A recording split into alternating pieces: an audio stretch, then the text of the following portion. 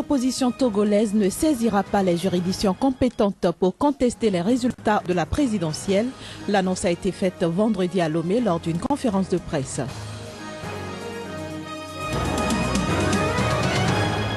Près de 600 personnes interpellées ces derniers jours au Burundi. Elles manifestaient contre la candidature de Pierre Nkurunziza pour un troisième mandat.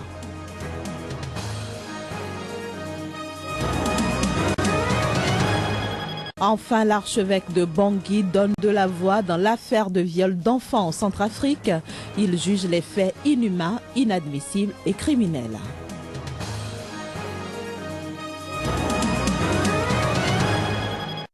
Bonjour à toutes et à tous et bienvenue dans cette édition. L'opposition togolaise qui affirme avoir remporté l'élection présidentielle face à Faure Gnassingbé a indiqué vendredi n'avoir intenté aucune action légale pour contester les résultats du scrutin qu'elle juge pourtant frauduleux. Ces résultats officiels donnent, vous le savez, le président sortant Faure Gnassingbé vainqueur avec 58,75% des suffrages exprimés contre 34,95% pour Jean-Pierre Fabre. En fin de journée, vendredi, le CAP 15, la formation de ce dernier, a fourni lors d'une conférence de presse les résultats qu'il estime crédibles pour la présidentielle. Selon ces chiffres, Jean-Pierre Fabre aurait obtenu 52,20% des voix contre 43,90% pour Faure Gnassingbé.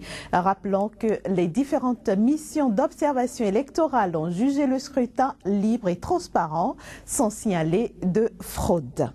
Direction maintenant le Bénin. La Commission électorale nationale autonome Sénat a livré vendredi les grandes tendances des législatives du 26 avril dernier. L'alliance politique au pouvoir FCBE s'en sort avec 32 des 83 sièges à pourvoir, suivi de l'Union fait la Nation et du Parti du Renouveau démocratique PRD qui ont totalisé respectivement 15 et 10 sièges. Plus de précisions sur ces résultats provisoires avec le président de la Sénat, Emmanuel Tiando, intervient ici sur des propos recueillis par Joël Yetondi et Floris Dossa. Les grandes tendances du scrutin se présentent comme suit. Alliance ABT, siège probable 2.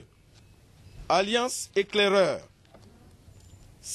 nombre de sièges probables 3. FCBE, nombre de sièges probables 32.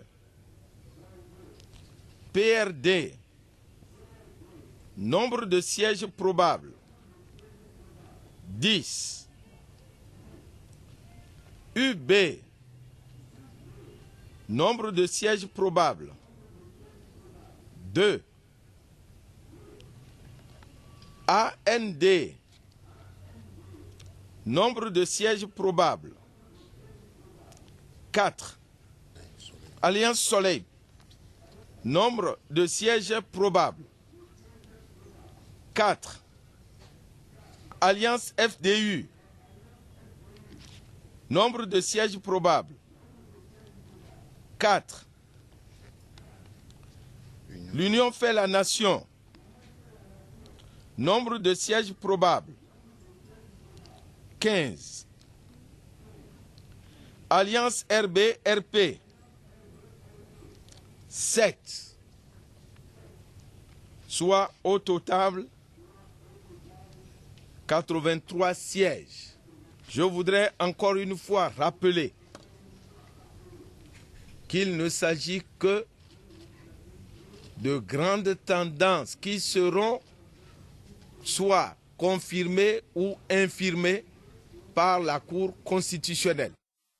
Près de 600 personnes ont été interpellées au Burundi au cours des manifestations contre un troisième mandat du président Pierre Nkurunziza. Le collectif contre le troisième mandat, initiatrice des dites manifestations, a appelé vendredi soir à 2 jours de trêve. Les images. Depuis le début des soulèvements dans Bujumbura, la police annonce avoir interpellé 577 personnes dans différents quartiers. Parmi elles, 244 ont déjà été transférées au parquet, 150 sont entendues par la police et le reste, soit environ 183 personnes, a été relaxé après interrogatoire. Parmi les personnes libérées figurent 83 mineurs et 6 filles. Selon le parquet burundais, toutes les personnes déjà arrêtées dans le cadre de ces manifestations ont été inculpées de participation à un mouvement insurrectionnel. Elles risquent des peines allant de 5 ans de prison à la perpétuité. Je suis venu voir ma cousine. Elle s'est fait arrêter. Depuis, je suis là à l'attendre. Jusqu'à présent, je ne l'ai pas encore retrouvée. J'ai demandé à plus de 4 policiers pour qu'ils me disent si ma cousine est emprisonnée ici. On me dit qu'elle n'est pas là. Ce qui m'étonne, c'est que d'autres personnes ne savent pas non plus si leurs proches sont emprisonnés ici. On ne sait pas à quoi s'attendre pour savoir s'ils sont là.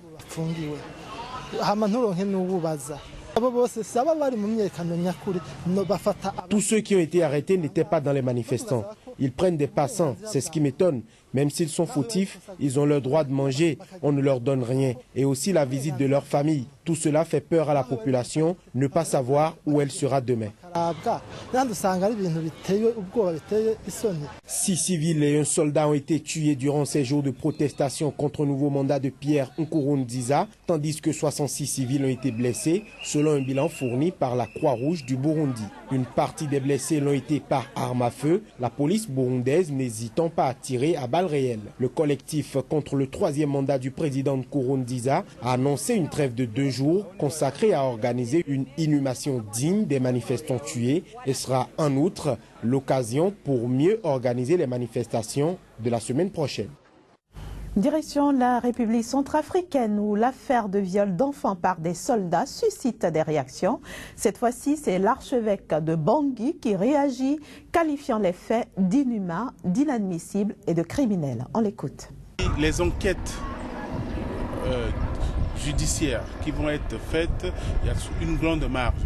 Donc je pense que la foule peut parler et tout, mais il faut maintenant faire donner la parole aux techniciens pour essayer de déblayer et faire advenir la vérité. La mission Sangaris n'est pas composée d'un petit groupe. La mission Sangaris, c'est un grand groupe. Et dans tout groupe, il peut y avoir des brebis galeuses.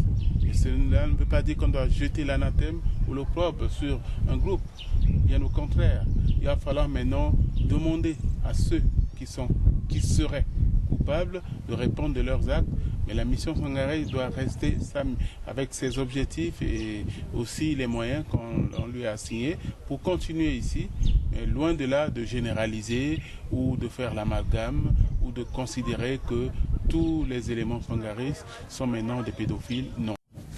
Toujours en ce qui concerne cette affaire de viol d'enfants en Centrafrique, eh bien l'Organisation des Nations Unies nie avoir cherché à étouffer les accusations portées contre les soldats français.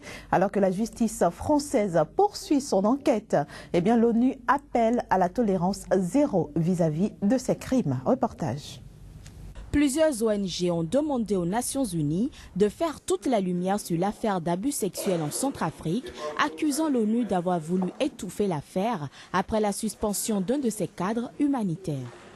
Anders Kompass, le haut responsable du Haut Commissariat de l'ONU aux droits de l'homme basé à Genève, avait déjà transmis en juillet aux autorités françaises un rapport intitulé « Abus sexuels sur des enfants par les forces armées internationales » en réaction à l'inaction de l'ONU.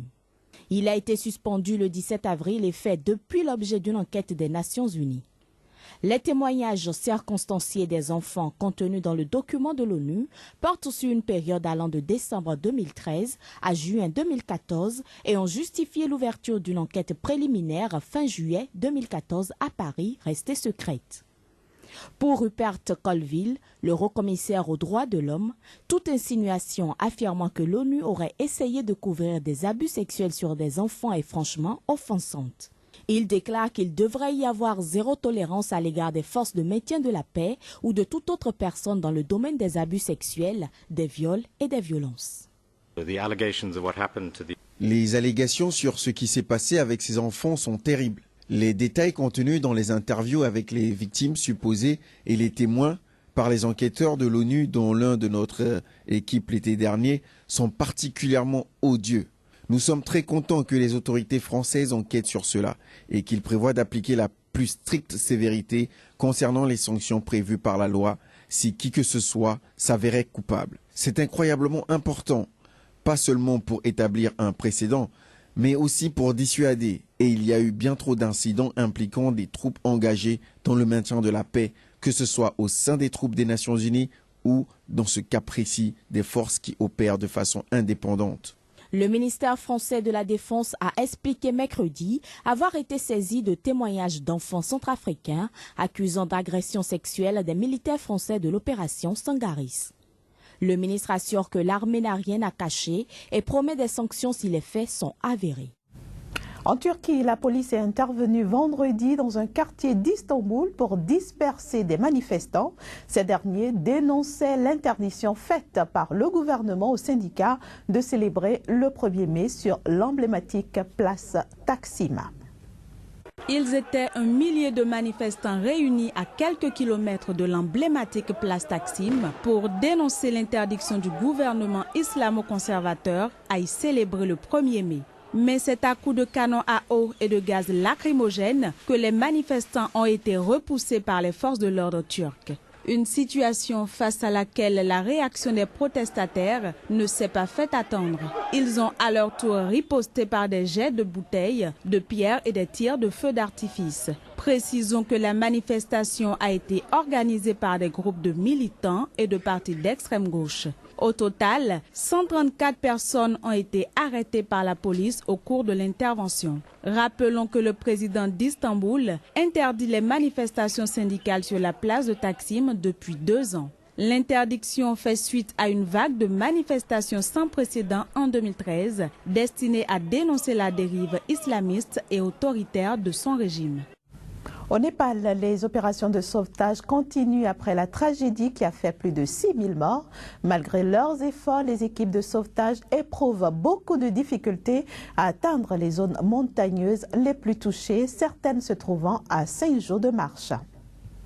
Plusieurs jours après le terrible séisme qui s'est produit au Népal, de nombreuses régions n'ont toujours pas bénéficié de l'assistance des secours. En cause, la difficulté des sauveteurs à atteindre les zones montagneuses les plus touchées. Et pourtant, plus de 20 pays ont envoyé des équipes pour aider les secours népalais, notamment des équipes françaises, israéliennes et norvégiennes qui ont activement pris part aux opérations de sauvetage. Si le calme semble être revenu, la situation demeure inquiétante dans plusieurs districts où les populations sont terrifiées, craignant les répliques qui continuent d'être ressenties. Précisons que le séisme de magnitude 7,5 a tué plus de 6000 personnes, dont 159 ressortissants français qui n'ont toujours pas été retrouvés. Madame, Monsieur, ce sera tout pour cette édition. Très bonne suite de programmes sur Sika TV. Au revoir.